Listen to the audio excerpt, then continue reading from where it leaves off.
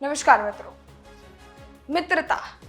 મિત્રતા એક એવો શબ્દ છે જે દુઃખમાં પણ તમને યાદ આવે અને સુખમાં પણ તમને યાદ આવે. તમારે કંઈક સેલિબ્રેટ કરવું છે તો તમારા મિત્રો તમને યાદ આવી જાય છે.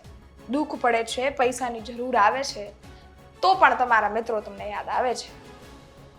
પરંતુ હવે આ જ મિત્રતાના સંબંધને શમશાર કરતી ઘટના સામે આવે છે. એક કરુણ અંજામ દેવાઈ ગયો છે. નાની એવી બોલાચાલીમાંથી કોઈ પોતાના મિત્રના જીવ સુધી કઈ રીતે પહોંચી જાય, આ સૌથી મોટો સવાલ છે. અને આ જ સવાલ આ આખી ઘટના છે એને સમજાવે છે. શું ઘટના બની છે એની વિગતે વાત કરીશું, પરંતુ એ પહેલા કહી દઉં, આપ ગુજરાત તકનો ક્રાઇમનો કાર્યક્રમ જોઈ રહ્યા છો. આપની સાથે હું જ્યોતિકા.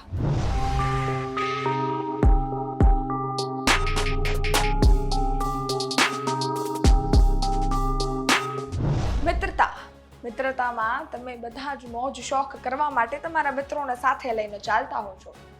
અને એવી જ આ ઘટના છે. મિત્રતા ત્રણેય મિત્રો છે એ એમને રાજસ્થાન પહોંચાડીને લઈ ગયા. રાજસ્થાન પણ એમના મોજ શોખ માટે જ ગયા હતા. દારૂ પીવો તો એટલે બોર્ડર પાર કરી રાજસ્થાન ફરવા ગયા હતા.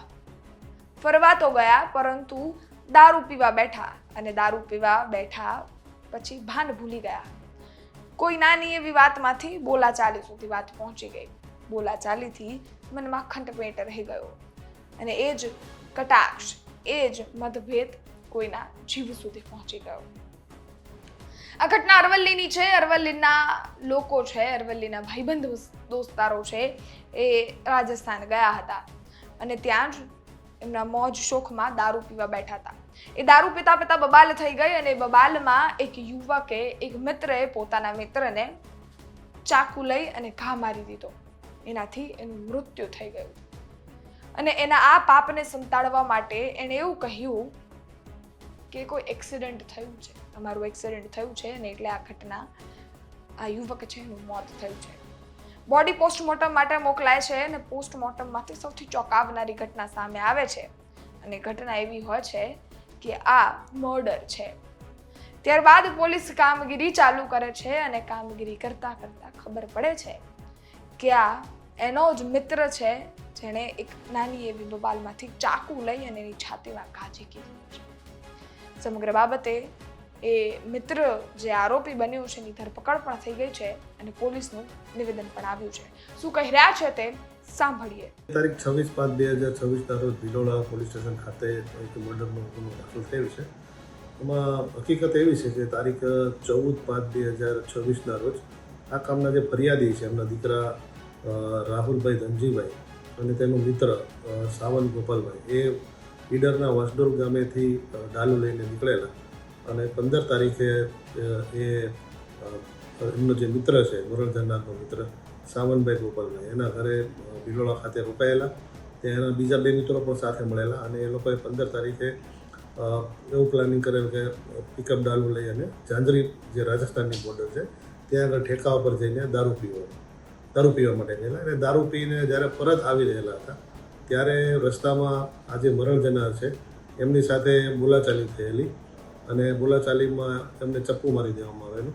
અને ચપ્પુ મારી દીધા બાદ એની લાશ જે છે એને ભિલોડા સરકારી દવાખાને મૂકી અને આ લોકો જતા રહેલા. એમાં જે મુખ્ય જે આરોપીઓ છે એમાં સાવન ગોપાલભાઈ તથા હિમેશ ઉર્ફે માર્ટિન રામચંદ્ર અસારી તથા અન્ય બીજો એક કિસમ છે. આ લોકો મૂકીને જતા રહેલા. જે તે વખતે કંઈ વધારે માહિતી નહીં મળતા પોલીસે જે ભિલોડા પોલીસ સ્ટેશન તરફથી એમાં અકસ્માત મોતનો રજીસ્ટર કરવામાં આવેલી અને 0 નંબરથી એમને ઈડર ટ્રાન્સફર કરવામાં આવેલી કે જે તે વખતે બનાવની જગ્યા કોઈ ફિક્સ નથી. ત્યારબાદ ઈડર પોલીસ દ્વારા 2 આરોપીઓને હસ્તગત કરવામાં આવેલા, એની પૂછપરછ કરવામાં આવેલી. તો એમણે જણાવેલું કે આ મર્ડર જે ખૂનનો ગુનો છે એ ભિલોડા પોલીસ સ્ટેશનની હદમાં બનાવ બનેલો છે. જે અનુસંધાને ઈડરથી 0 નંબરથી ફરિયાદ આવતા ભિલોડા પોલીસ સ્ટેશન ખાતે ગુનો રજીસ્ટર કરવામાં આવેલ છે.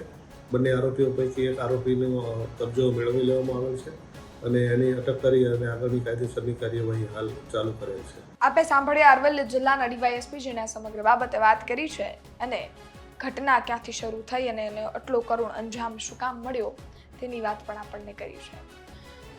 આ ઘટના સામે આવતા જ એક સવાલ થાય કે મિત્રતામાં આ હદ સુધીની વસ્તુઓ યુગ જ એવો આવી ગયો છે. ક્યાંક કોક બાપને મારી નાખે છે તો ક્યાંક કોક પોતાના છોકરાઓને. તો મિત્રતા તો હવે દૂર રહી, બધા જ સંબંધો સમશાર થાય છે. ગુજરાતમાં જે સંબંધો છે એની વાહવાઈ થતી આજે એ જ બધા સંબંધો સમશાર થાય છે અને કોઈ નાની એવી વસ્તુમાંથી એકબીજાનો જીવ લેવા પર વયા જાય છે. આ ઘટના અંગે આપના અભિપ્રાય કોમેન્ટ ચોક્કસથી કરજો. બાકી ત્યાં સુધી સજાગ રહો, સુરક્ષિત રહો. ફરી મળીશું આવતીકાલે 9 વાગે નવી ક્રાઇમ સ્ટોરી સાથે. ત્યાં સુધી રજા. ધન્યવાદ.